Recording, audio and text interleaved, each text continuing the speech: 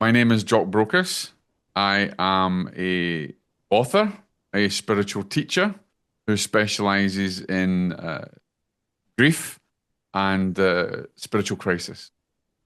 What inspired you to become a spiritual teacher?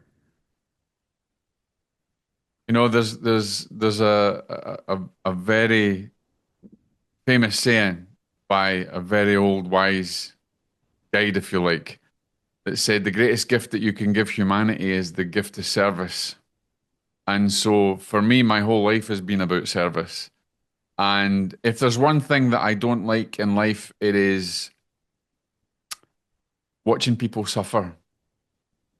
Suffering makes me feel it makes me feel bad. I don't want people to suffer, and I want to do anything I possibly can to help them allay that suffering, whether that be through educating them or giving them some guidance or sharing what little wisdom and knowledge that I have that may sow a seed of transformation in them.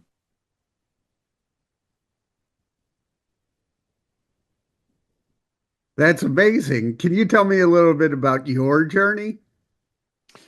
Well, when I was very young, Michael, my uncle was a monk in a monastery, and I spent a lot of my youth in that monastery. And at one time, I had aspirations of becoming a Catholic priest, and so I joined whatever groups I can. I joined the entry into seminary to take that path. And I'd always had a very spiritual outlook, an incredible spiritual outlook ever since I was young. And that's never left me. The very fact that I left the whole idea about becoming a monk and spending my life in the monastery in service, and instead I joined the British military and I became a soldier instead. So I went from one experience or one extreme to another, if you like, you know. So um, that's kind of been it in a nutshell. I've always been spiritual, and no matter what I've done in my life, it's always had a big focus. And I've recognized that spirituality really is the fundamental blocks of life. And I don't mean religion as such. What I mean is everybody having a spiritual foundation. Some of our greatest thinkers in the world have a spiritual foundation, but they didn't necessarily follow a particular religion or anything. You know, we look at some of the icons of industry in the past. Dale Carnegie had a spiritual foundation. Henry Ford had a spiritual foundation. Many leaders in the world and many, I mean, even inventors and famous artists like, Picasso had a spiritual foundation. They utilized their intuition and they were guided by higher wisdom, if you like, you know. So I think that's an important thing in life. And I think without a spiritual foundation, we often find ourselves lost. Yeah, with having the foundation, how important is that for your mental health? I would say, it's interesting because people don't equate a spiritual foundation to their mental health, and I would think it's one of the most important aspects. Again, I don't want to stress anything religious. There's nothing wrong with religion, Right. and every religion has a great element of spirituality within it. It's just that man maybe sees things or uh, uh, perceives things differently and really for their own benefit, for man's own benefit or but I think really in terms of mental health, the spiritual foundation of mental health can help you integrate perhaps what you're going through to maybe understand it from a higher perspective to become more of an observer rather than a participant.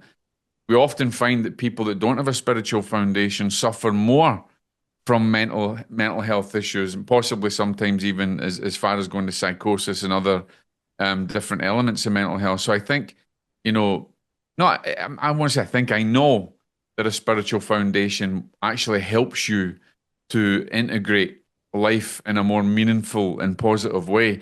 And when you're going through some mental challenges or psychological challenges, then we can turn to that power within, that higher power and that spiritual foundation that we have. You have to remember that, and people often forget this, Michael, is that our mind is a fundamental psychological building blocks of our reality. You know, mind became before we came from nothing into form. From nothingness, we became form, and the power of the mind is phenomenal. I mean, if you look at some Buddhist writings and Christian writings and even ancient wisdom from indigenous tribes, they'll tell you that the power of the mind is indicative to everything in life. And I think to understand that really helps you to grasp the potential of your spirituality in your life and how that can help guide you in your life in a better way. It can also help you to find meaning and purpose in your life. And we all have the power within us to transform anything inside of us. And often mental health is, as I like to look at it, is not an affliction, but just an imbalance in the mind. And if we can harness the power of the mind, then we can reflect, it can reflect on that outward expression in our lives. And so people that don't have that spiritual foundation will perhaps maybe suffer more. So that's where I like to kind of guide them into understanding that and maybe sowing seeds of transformation in them.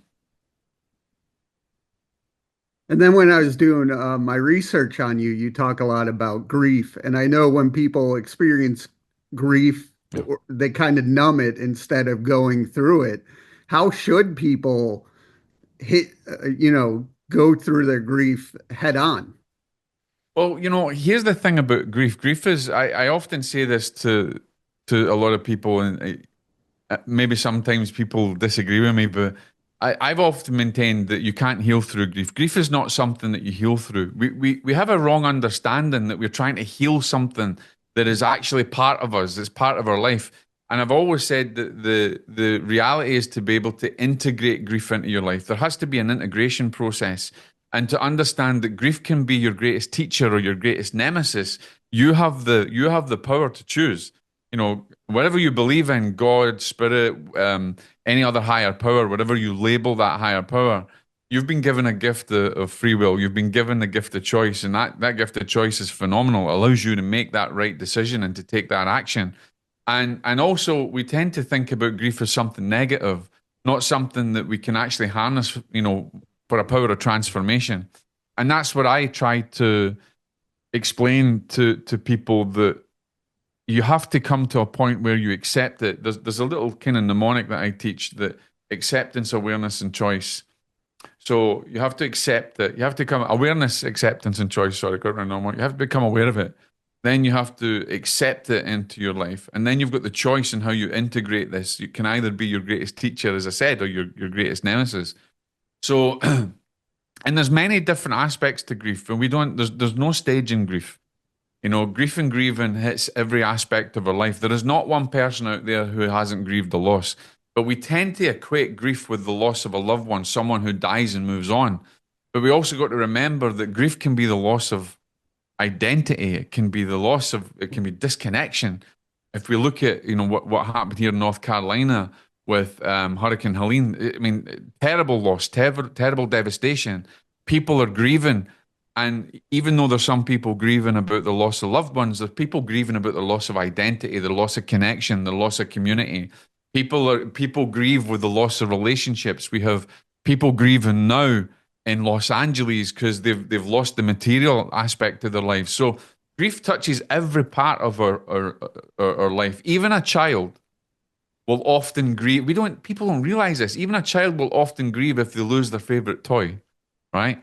So we have to get to the point where we accept that grief is a part of our life, and it's not something we should attempt to try and heal for. And it's not a drug. I see a lot of people that will teach about grief recovery. Why are we trying to recover from grief? Really, why? Why? Because it's not a drug, and it's not an ism. It's not an alcoholism. You're not recovering from something that's inflicted you in a way because alcoholism and taking drugs could be an aspect to your how you cope with your grief, Yeah. and that's a negative thing. But it's not something you recover from. It's something that we really have to integrate. And we seem to be terrified of talking about grief. We're terrified. I've lost so many people in my life that I come from a real place of experience. In fact, just before Christmas, I lost mother, my mother-in-law, who I was very close with. I lost my uncle, who was like a father to me just before that. I had a number in the space of 6 months. I had several losses, one after the other, one after the other, one after the other, and that impacted me in a great way. But it doesn't mean that I don't because I am considered supposedly as an expert in the grieving journey and grief. It doesn't stop me hurting like anyone else. So we all have to go through this process. We all have to learn to integrate it. And I would rather that my knowledge can help someone integrate it and help them to go through this, and to not allow it to become such an infliction that it becomes a mental imbalance, a psychological imbalance. I don't even like the word mental imbalance. I prefer psychological imbalance. I think we kind of label things too negatively at times. And so I kind of prefer the term psychological imbalance, inferring that we can bring balance to what is imbalanced. So, there is a possibility that people that are not able to integrate their grief or have become aware of its power can also get to a point of psychological imbalance where it can cause um, prolonged grief disorder. It can impose psychosis. It might even go into elements of schizophrenia as well. So I'm very passionate about educating people in what I term a spiritual crisis and grief is part of that spiritual crisis.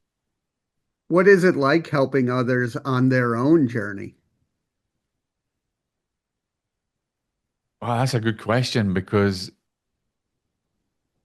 for me to help someone integrate grief into their life and for me to witness the transformation, I can say one thing. I've been a professional medium as well for 25 years. And that's just one small thing. I can give someone a sitting and bring evidence through and give them evidence of their loved one. But that's like a grain of sand in a desert. But if I can start to just sow a seed in their garden and I teach them how to cultivate that seed and how to show it love, and then I start to see the benefits that comes out of it. If I start to see them flourishing, sorry, and they're growing a beautiful tree, that makes me so happy. So for me, it's being a part of the story. We're great storytellers in life.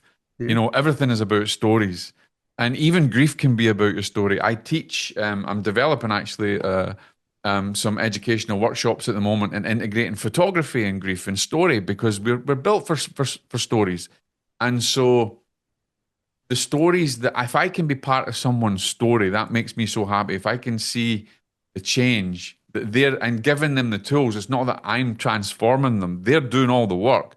All I'm doing is being a gardener. All I'm doing is sowing seeds and teaching them how to cultivate those seeds in their own garden. And that for me is this is that old saying, it's worth all the tea in China. Um, so for me, it's brilliant when I see someone go from suffering to less suffering to integration, and then to even serve so that they can serve others. What greater gift can I offer? What do you do to help your own mental health? Well, I'll be honest, that's been hard for me recently because of the losses that I've had. And partly my wife and I are separated. It's the first time we've been separated in 20 years, only because she's in the UK and I'm here. She's dealing with, all the stuff and the loss that we've had there, Yeah. and I'm kind of here.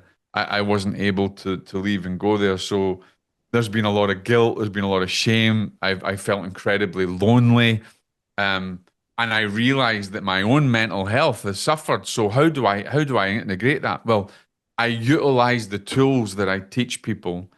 I try to, I have a community and I help people in that community as well. It's a free community for people to join.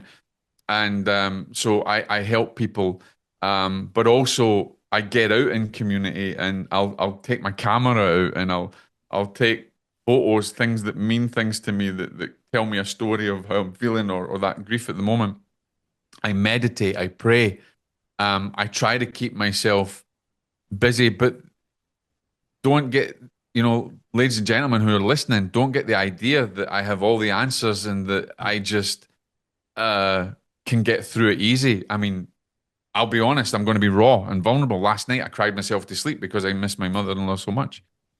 Um, I have times where I've been in Starbucks for a coffee and I've broken down. But here's the thing, guys, we mustn't be ashamed Yeah. of expressing our grief. That's what I do. I will express it. The problem that we have, a man is often supposed to be the breadwinner, supposed to be the warrior, the person who's stoic and everything, and so holds everything in and is not allowed, doesn't feel that he can express himself. A woman may have friends that she can cope with, but she's more emotional and she'll pull back and there'll be a sense of disconnection and she won't feel like she can express herself. I had a client of mine who was in the bank and she got so frustrated because the person was asking her, knew that she'd lost her husband and how she could cope with it. And she became worse because she felt like she couldn't express anything. And so I want people to tell people that it's okay not to be okay. It's okay Yeah. to express yourself. If I can break down in Starbucks, the only other day I went to a coffee shop, another coffee shop that I like, and I hadn't seen this young girl. I call her my little witchy friend because she's kind of gothic and she's got a kind of paranormal look, and I love her a bit. She's great. And if she's listening to this, a big shout out to her. But I was in Cognitive Brewhouse, and she started asking because she knew about my mother-in-law. She knew how close we were. She hadn't seen my wife's been away for months, and she was asking, and that immediately became a trigger, and I started welling up, and I let a few tears go, but I gave myself that permission to express it. And I think that's the most important thing in anybody's journey is to give yourself permission to express your emotions, express your feelings. Because imagine you have got a Pepsi Coke bottle and you just keep shaking it and you don't open it. And then eventually there's just going to be an implosion. It's going to explode. And so that's what I don't want to get to. So other than the other tools where I'm trying to create other levels of connection or I'm changing my triggers to something positive. I think that's one of the most powerful things that we can do is to give yourself permission to grieve, permission to express it, and that helps you to become more aware of it, and it helps you to look forward to transforming that which is seen as a suffering point of view into something that can serve you and can serve others. You talked earlier about creating workshops, but where do you want to see your mission, say, in the next 3 to 5 years? I would like to be able to impact many people in transforming their point of view on grief, to recognize it as something that is potentially incredibly transformative, that can be something that is can change your life for the better, whilst respecting loved ones and memories and everything else. If I can help people to suffer less and to transform more, that for me would be great to help people transform. I work with lawyers and leaders and executives, and they're often forgotten about when it comes to grief because they're leading and everybody's leaning on them. And there's a lot of people, even veterans. I'm an ex-veteran myself, so there's veterans that suffer from grief. And if I can help people to sow seeds in their garden and they start to utilize the power of the transformative power of grief, I think that's where I would want to see impact. How can people reach out and learn more? You can email me. You can go through you go on my website, which is jockbrocas.com. You can connect with me on Instagram at spiritual medium, or you can get me on my YouTube channel, which is at evidential medium. But the best thing is to send me an email through my website. Myself or my assistant will get it and pass it over to me. And I would also say that if you're suffering from grief and you feel lost and you feel disconnected, then it's important to also have community and to have that support. And I run a free community that you can find out about on my website. There is no charge to it at all. It's there for you to come and be part of that community and ask questions and get that support that you need. But I if you're suffering more and you just need a little bit of wisdom, I've got many blog articles, but I'm also very happy to help and respond to people and give them some, give them a little bit of advice or to help them there.